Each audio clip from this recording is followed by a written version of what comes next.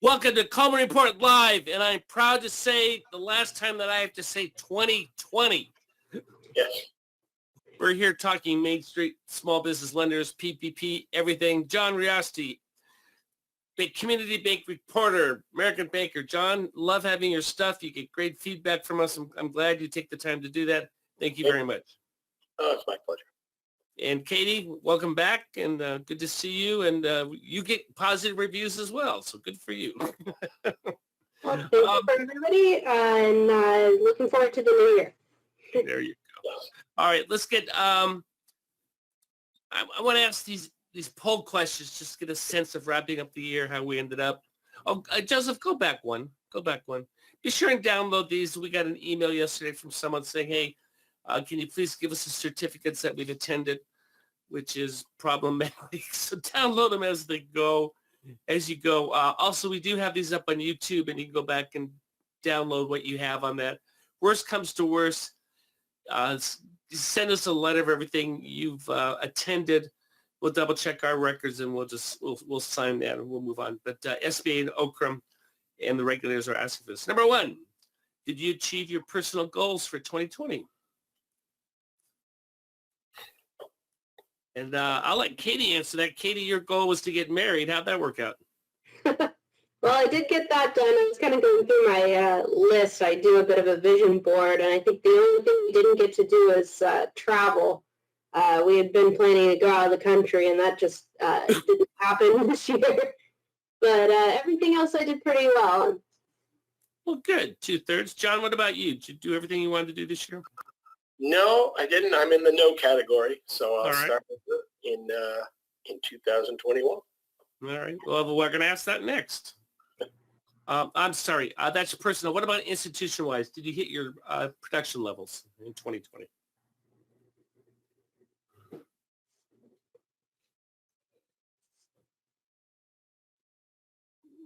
Two-thirds say yes, 1/3 no. Okay, that's positive. John, what do you think of that answer? I was expecting a good deal because it didn't sort of factor for PPP, and it was the biggest year in SBA history. I'm imagining a lot of people hit their goals and then some. Yeah. I'm glad to see that, because if we'd asked this question at the bottom of the Great Recession, it would have been 10% yes and 90% no. So that's good. That's good to see. That means we're getting capital out to Main Street. Finally, where do you see yourself working, work location-wise, after July 1? Now, I put July 1 on purpose because what I read sometime in the summer, and I'm trying to get a sense of normalcy on where you're going to be working. And that's about what I expected. I figured about a third would be, the third, call it a third, about a third hybrid, third, 1 in 5 primarily home, and 1/3 primarily office. Katie, what do you think about that? It doesn't surprise me. Talking to my dad, he's a banker as well.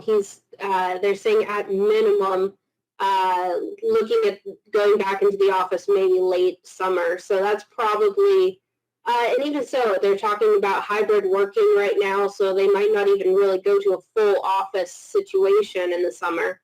And my husband's the same thing. They're saying, the soonest they're possibly going to be in is late summer. Yeah.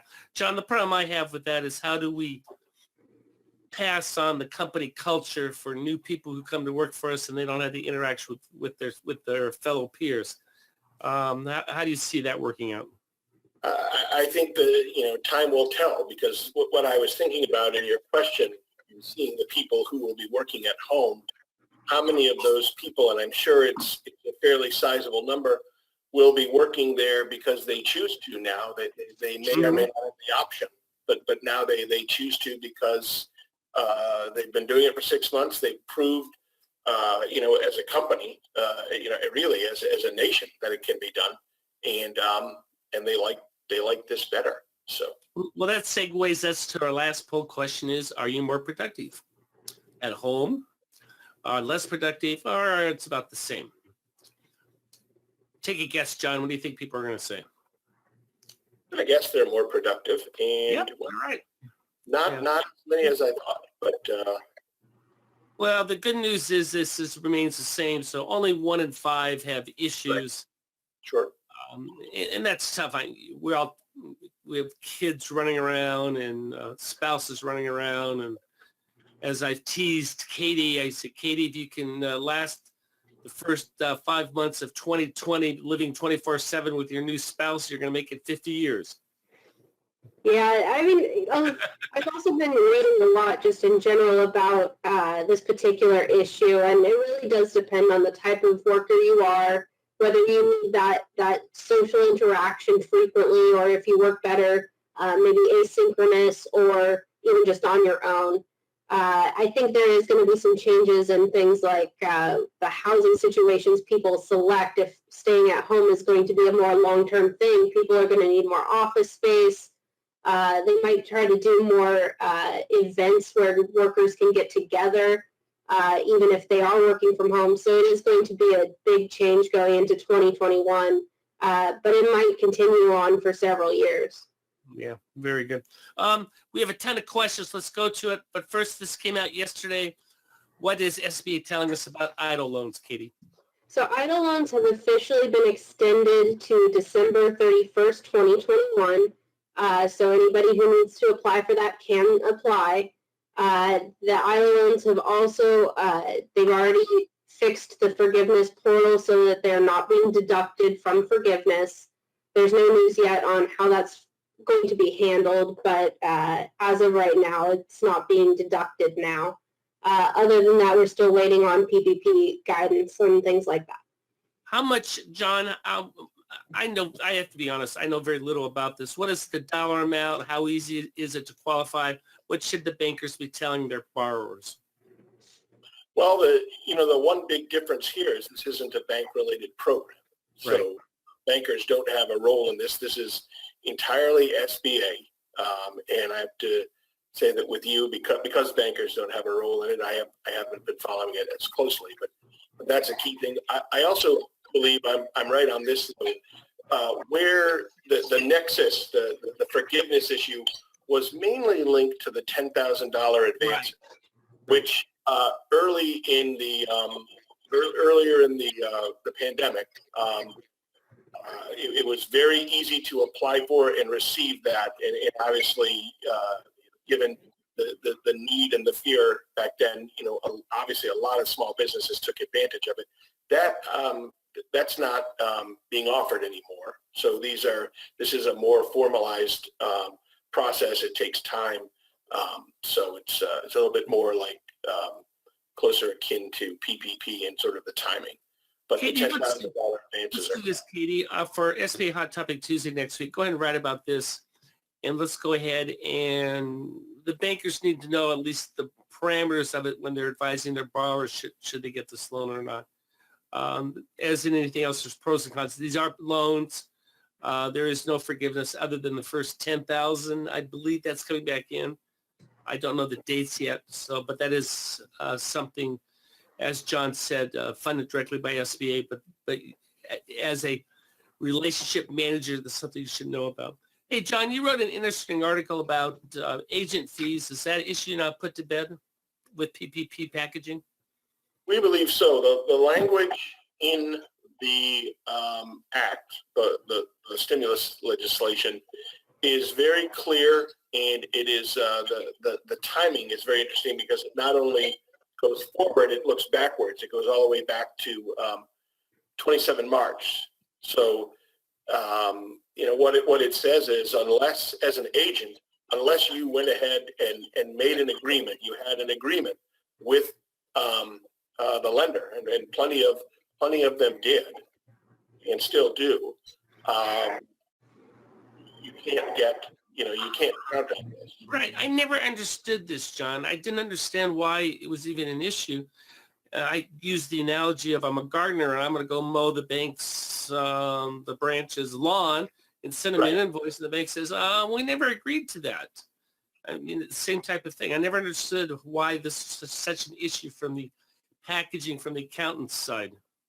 Well, it's that is a huge point, and it is a point that every judge who's ruled on this issue sort of is hit.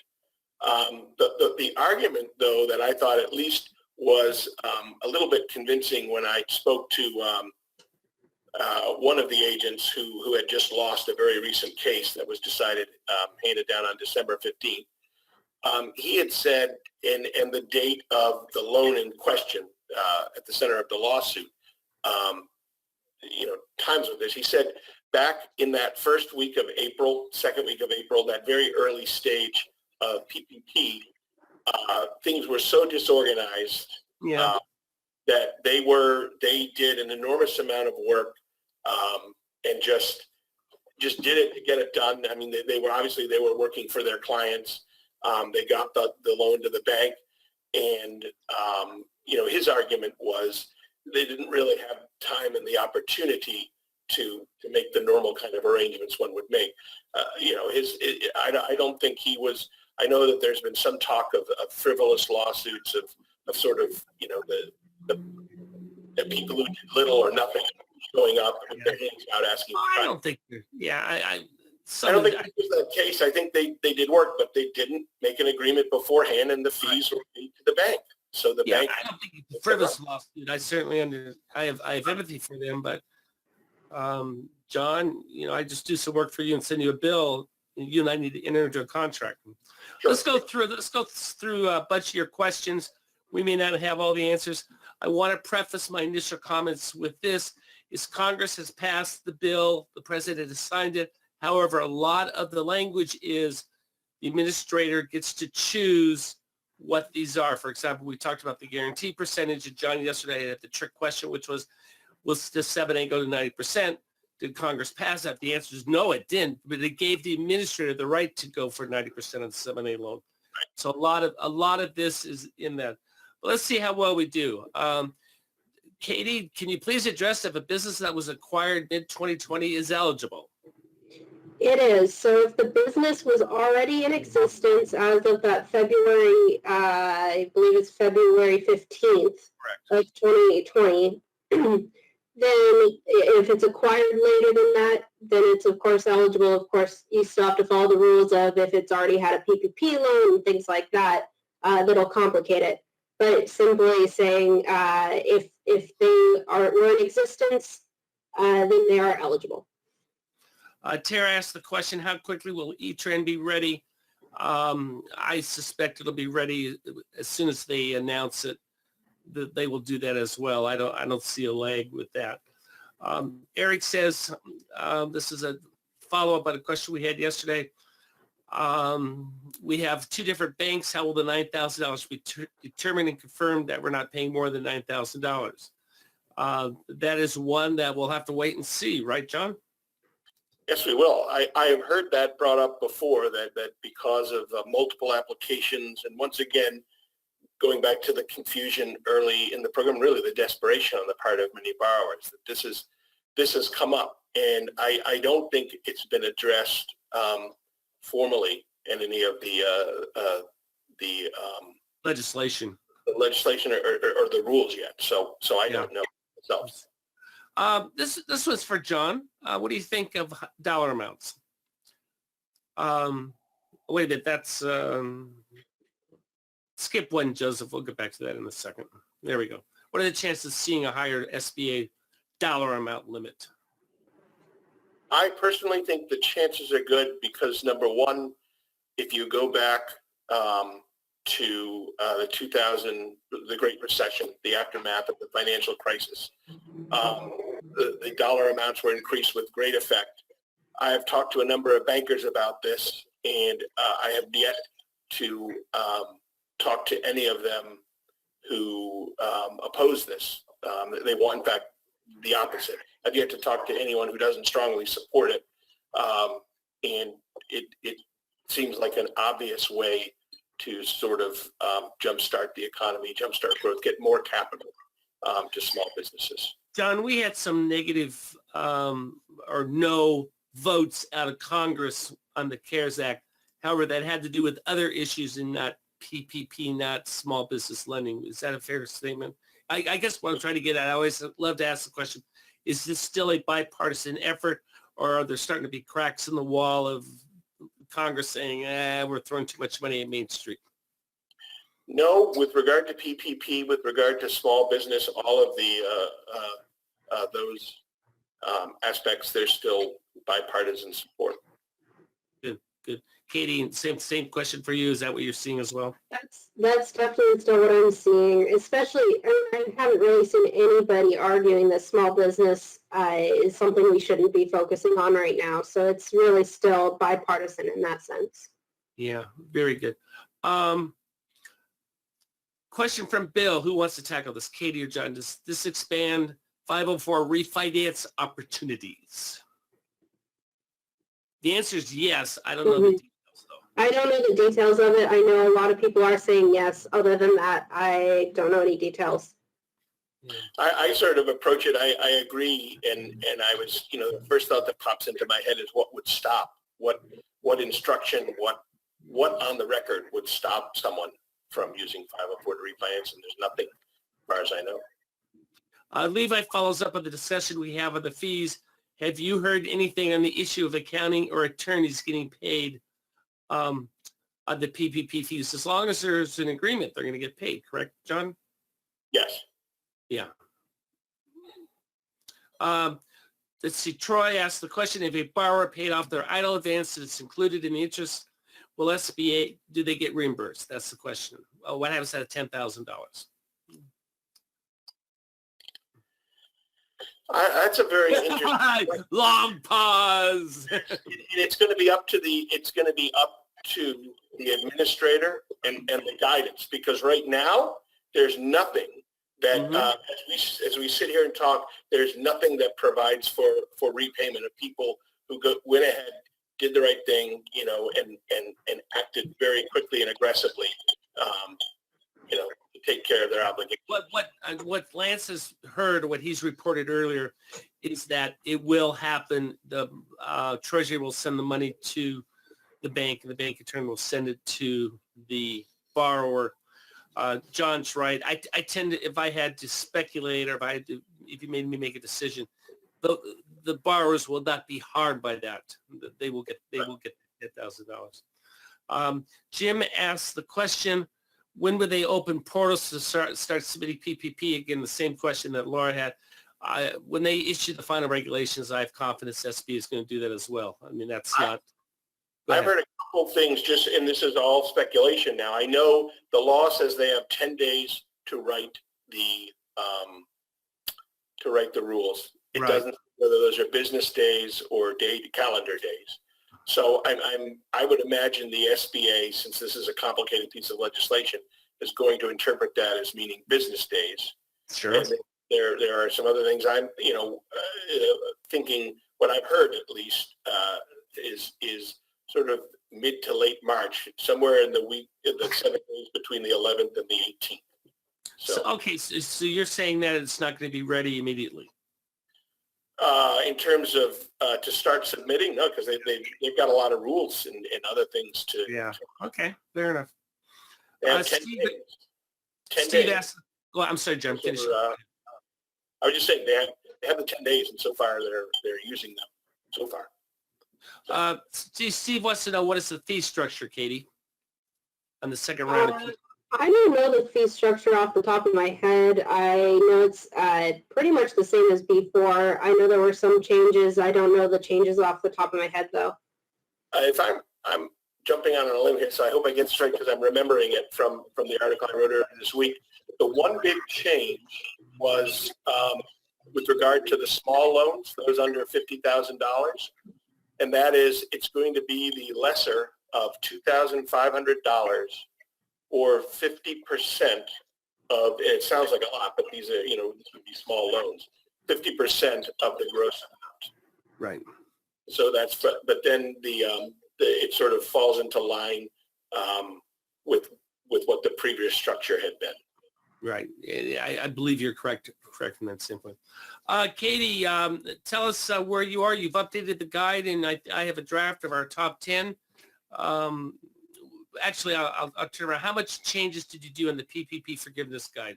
Well, I am going to be updating this guide as soon as SBA gives us any kind of update Right now, there's not a whole lot of changes, but it sounds like there are a lot of changes coming up. So, of course, we update this on a monthly basis. So if you go ahead and order it now, you're still going to get those updates as they come out.